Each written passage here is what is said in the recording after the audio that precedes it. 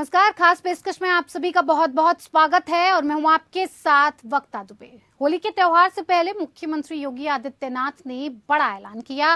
CM योगी ने कहा कि हमारी सरकार ने सीएम अप्रेंटिसशिप ट्रेनिंग शुरू की है और इससे प्रदेश के 7.5 लाख युवाओं को जोड़ेंगे।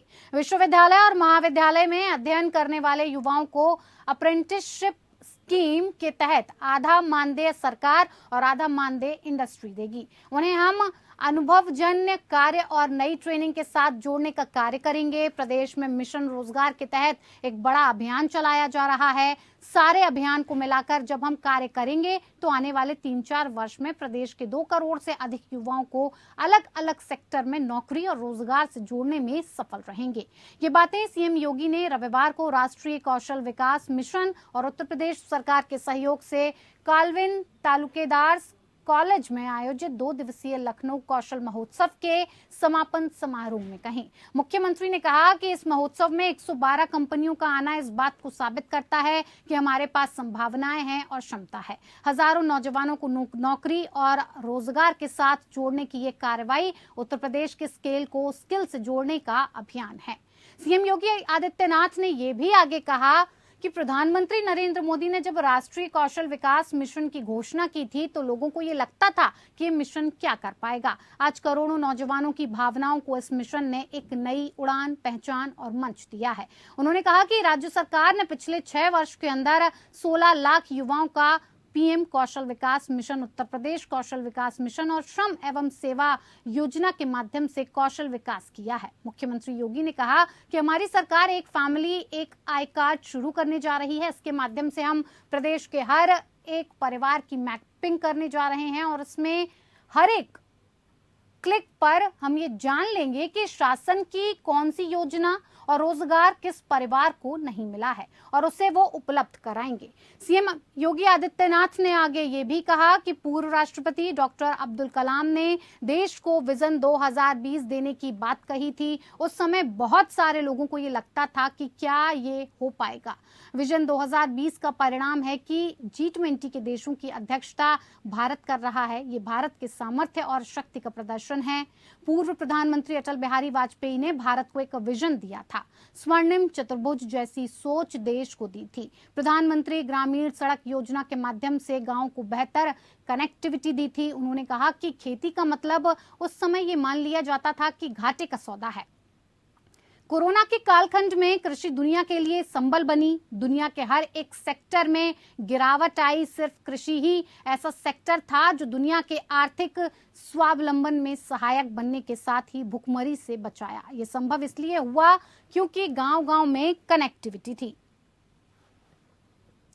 किसान आसानी से अपनी उपज बाजार तक पहुंचा पाए।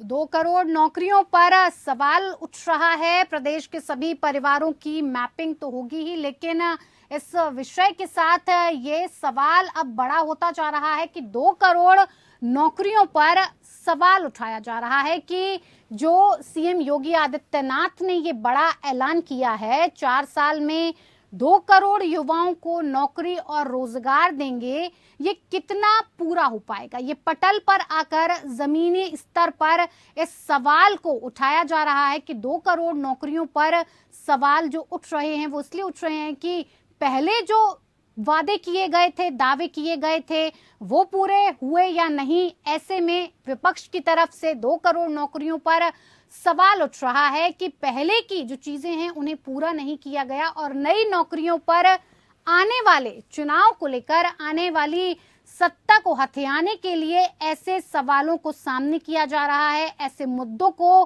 पकड़कर जनता के सामने रखा जा रहा है जिससे कि जनता इन लुभावने वादों के चक्कर में आ जाए और 2 करोड़ नौकरियों पर कहीं ना कहीं ये सोच बैठे कि आने वाली सरकार में युवाओं के लिए कहीं ना कहीं ये उनके अच्छे के लिए, भले के लिए शायद कहीं काम साबित आ सके।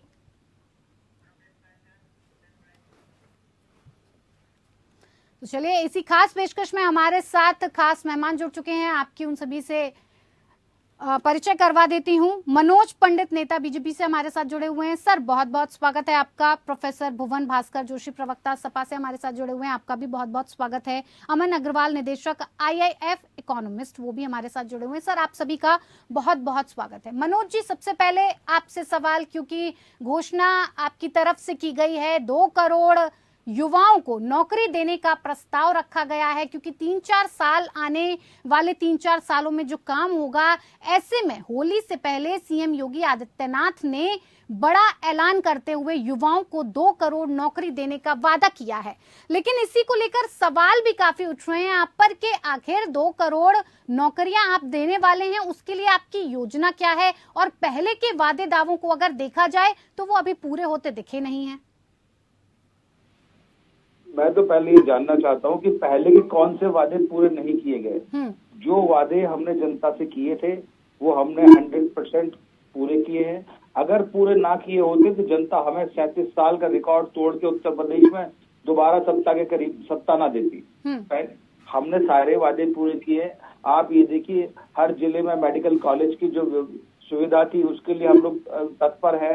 रोड इंफ्रास्ट्रक्चर को ले लीजिए, स्वास्थ्य को ले लीजिए और सुरक्षा को ले लीजिए, ये सारे काम उत्तर प्रदेश की सरकार ने जी जान से किए। अब जो योगी जी का अगला टारगेट है वो ये है कि हम हिंदुस्तान में उत्तर प्रदेश को नंबर 1 कैसे बनाएं, उसी की प्रक्रिया में हम लोग आगे बढ़े। जो इतनी बड़ी इन्वेस्टर्स मीट जो हमने लखनऊ में की थी, उसका रिजल्ट 1-2 साल में हमारे सामने होगा। और उसी को ध्यान में रखते हुए, वही चीज सारी करते हुए रोजगारों की घोषणा की है कि हम 2 करोड़ रोजगार पूरे 4 साल में देंगे, वो प्राइवेट गवर्नमेंट सबको मिला के। आप देखिए, जो नई टेक्नोलॉजी जिसकी हम लोग बात कर रहे हैं कि एक ऐसी फैसिलिटी की वो किसको सुविधाएं मिल रही हैं और किसको सुविधाएं नहीं मिल रही हैं, तो वो भी एक हम लोग तैयारी किए हुए हैं और उसको भी हम जल्दी से लागू कर देंगे।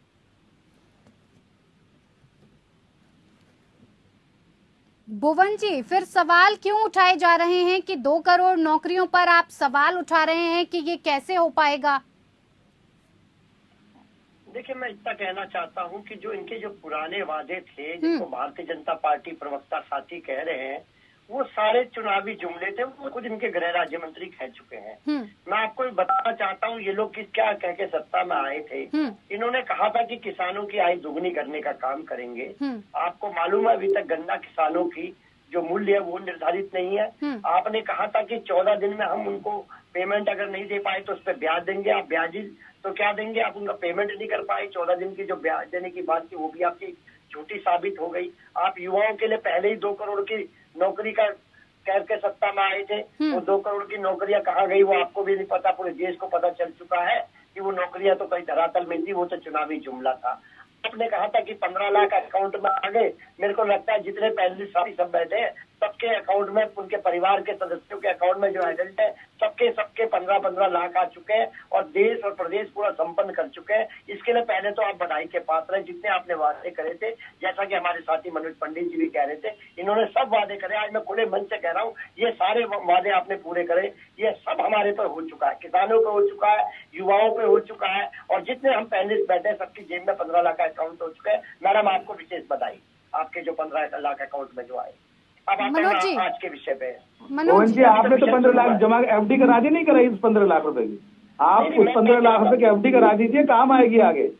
और मेरे मित्र, मैं बता दूं आपको, जो आप कृषि कानून की, आप ये देखिए कृषि में क्या हुआ। जो किसानों का भुगतान था वो किसानों का भुगतान 99% किसानों का भुगतान सरकार कर चुकी है, और जो चीनी मिल्स भुगतान नहीं कर रहे हैं उनसे भुगतान विद इंटरेस्ट कराया जा रहा है। आपके पास आंकड़े नहीं है, आपको जानकारी नहीं है, मुझे लगता है। मनोज पंडित जी, मेरा तो रोज का काम है, मैं तो पूर्णकालीन समाजवादी पार्टी का। भुवन जी, बातचीत होगी तो देखिए आंकड़ों के साथ और सबूतों के साथ भी होनी चाहिए। हो सकता है आपके पास कोई व्यापार या नौकरी हो, मेरे पास तो काम ही है समाजवादी पार्टी का काम करना। ऐसे एक दूसरे पर आरोप प्रत्यारोप करके बात को साबित नहीं किया जा सकता। पंडित जी, अमन जी, मैं आपसे जानना चाहूंगी कि कोरोना काल में जिस हिसाब से आर्थिक व्यवस्था चरमराई लचर हुई, उसमें अब अगर युवाओं को 2 करोड़ नौकरी देने की बात की जाए या फिर इस पर अमल करने की बात की जाए, तो आपको क्या लगता है? इस वक्त उत्तर प्रदेश सबसे बड़ा राज्य माना जाता है, आबादी वाला राज्य है, ऐसे में क्या ये संभव हो पाएगा? आर्थिक तौर पर उत्तर प्रदेश क्या उतना मजबूत है कि इन सारी चीजों को कर पाएगा?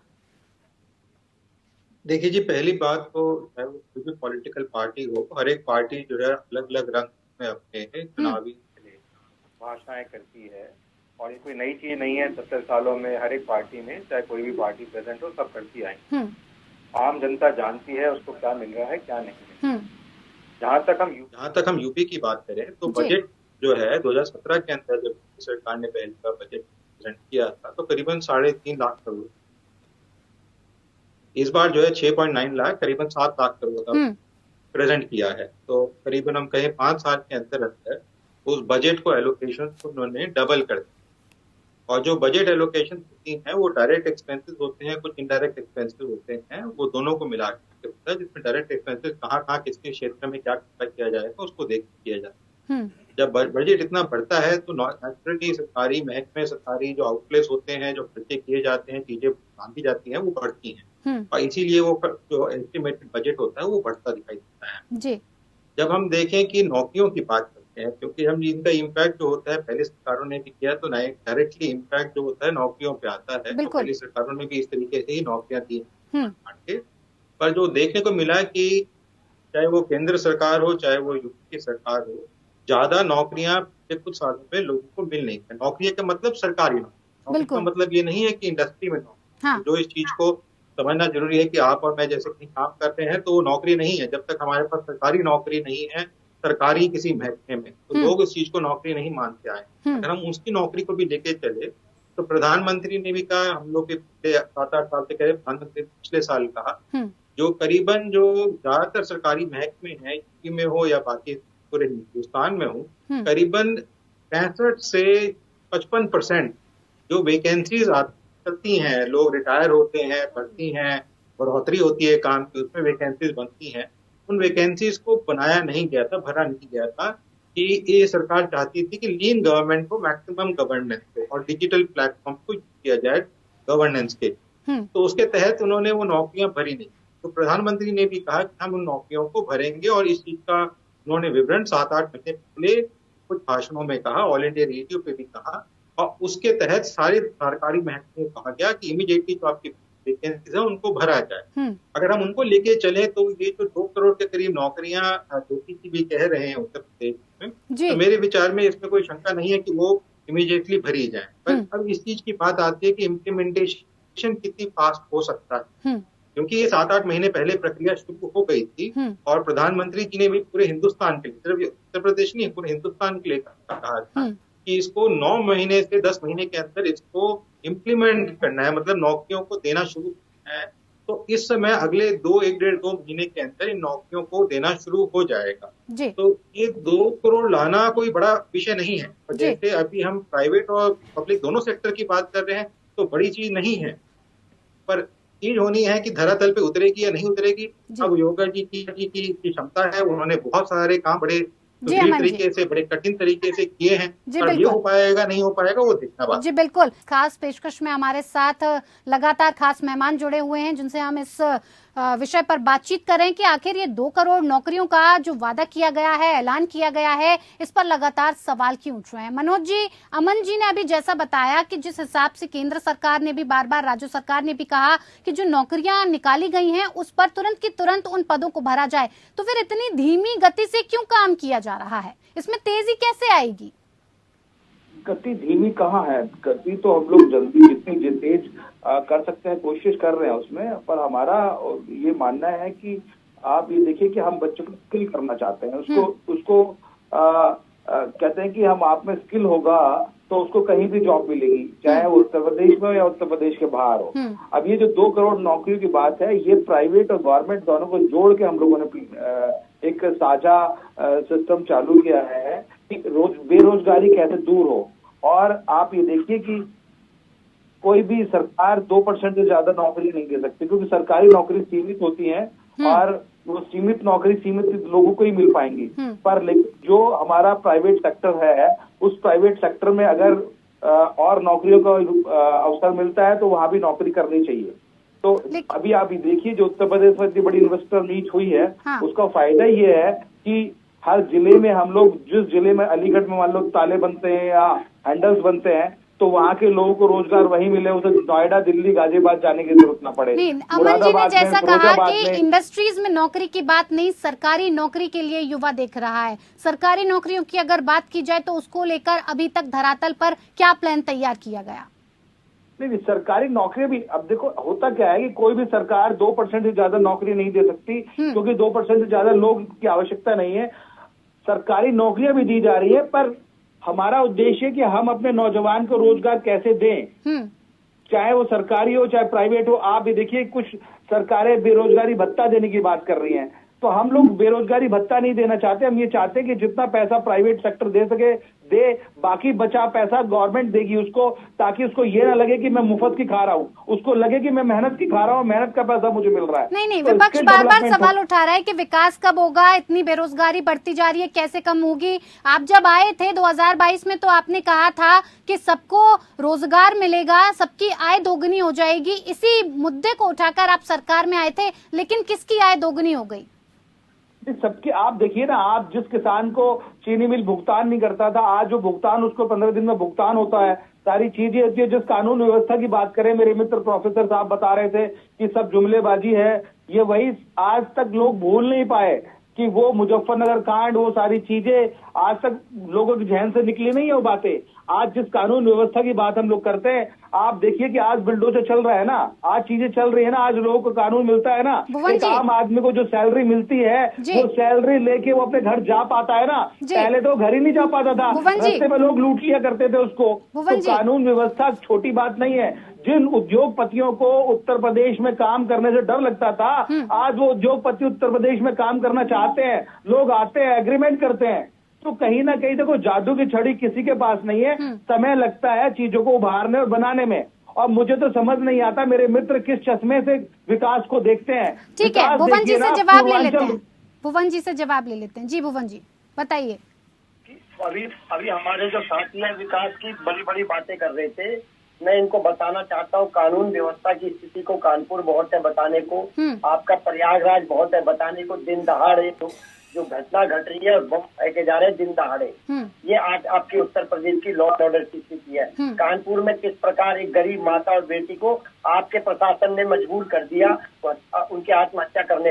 जरा मनोज जी, आप जरा धैर्य रखिए। मनोज जी, इस प्रकार की बहस आप करते होंगे, मैं नहीं करता हूँ। मैं अभी कुछ कर जाऊंगा, फिर मैं आपके साथ कभी भुवन जी कहिए बात हम आपकी सुन रहे हैं। मनोज जी, बहुत धैर्य से आपको सुनता हूँ मैं, बहुत धैर्य से सुना है मैंने आपको। मुझे उनके पैनलिस्ट की बात का भी जवाब देना है, और जब आप बैठते हैं, आप पार्टी का पक्ष रखते हैं, तो इतना आपके अंदर भुवन जी वक्त कम है, होना चाहिए कि जवाब दीजिए। भुवन जी जवाब जी। मैं इनको बताना चाहता हूँ, आज किसानों की जो बात बार बार करते हैं, किसानों की हत्या के लिए आज उत्तर प्रदेश में योगी सरकार में हमने देखा न आतंकवादी की आवश्यकता है, न किसी अपराधी की आवश्यकता है। हमारे गृह राज्य मंत्री का बेटा ही काफी है, वो निकल पड़ता है और अपनी थार की धार से किसानों की हत्या कर देता है। ये महिमा मंडित करने का काम किसानों के आपका। मेरे साथी जो बहुत बुद्धिमान अग्रवाल साहब बैठे हैं, ये बताने का काम कर रहे थे कि 7 लाख करोड़ का इस बार का इनका बजट है। मैं आपको बताना चाहता हूँ अग्रवाल जी, मैं अध्ययनशील व्यक्ति हूँ, मैंने पूरे अध्ययन करा। इनका 50% बजट पिछली बार के बजट का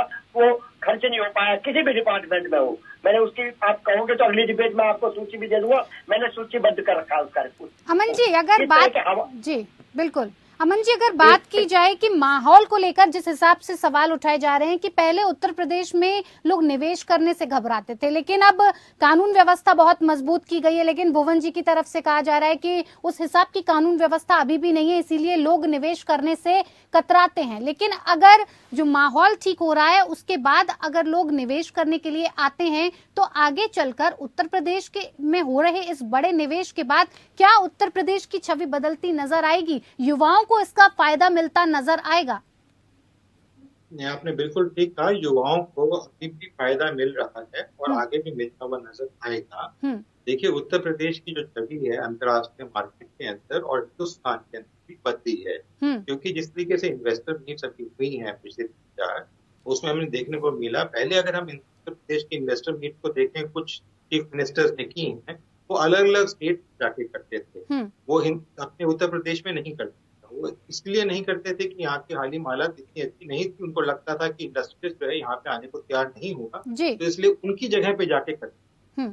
अब जो है यहाँ पे आके करते हैं और यहीं पे लोग अंतर्राष्ट्रीय मार्केट के देशों से भी आके निवेश करने के लिए इंटरेस्टेड। और हमने देखा पिछले 2-3 सालों में कुछ बड़ी बड़ी कंपनियों ने बड़ी बड़ी फैक्ट्रियां स्टैब्लिश करी हैं, ऑटोमोबाइल के अंदर, इलेक्ट्रॉनिक्स गुड के अंदर की हैं, और उन्होंने पैदावार भी कर रहे हैं, उनको एक्सपोर्ट भी कर रहे हैं।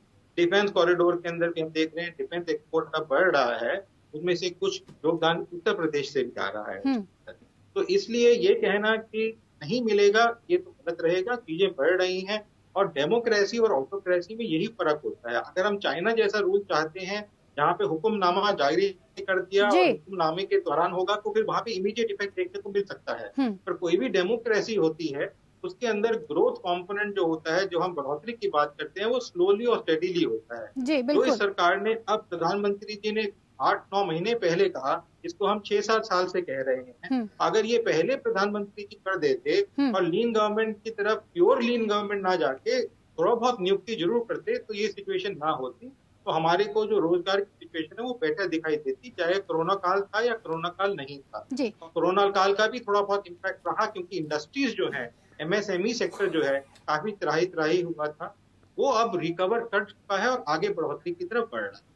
जी भुवन जी, देखिए जो काम होता है धीरे धीरे ही होता है, और जिस हिसाब से अमन जी ने बताया, इन्वेस्टर्स समिट के बाद युवाओं को नौकरियां भी मिलेंगी, उनको उसका फायदा भी पहुंचेगा। तो अगर ये बात कही जाए कि तुरंत से एक ही बार, ये मुद्दा बहुत बड़ा होता है, बेरोजगारी का मुद्दा काफी बड़ा है, ऐसे में उत्तर प्रदेश की पूरी जनता को संभाल कर रखना और उसके वादों पर खरा उतरना बहुत बड़ी बात माना जाएगा। लेकिन इसके लिए भी एक जो पूरा तैयार किया जाता है, मैप, जो नक्शा तैयार किया जाता है, उसमें वक्त लगता है। ये भी सभी को समझने की बहुत जरूरत है। फिलहाल खास पेशकश में मेरे साथ इतना ही। सभी मेहमानों को बहुत बहुत धन्यवाद। नमस्कार।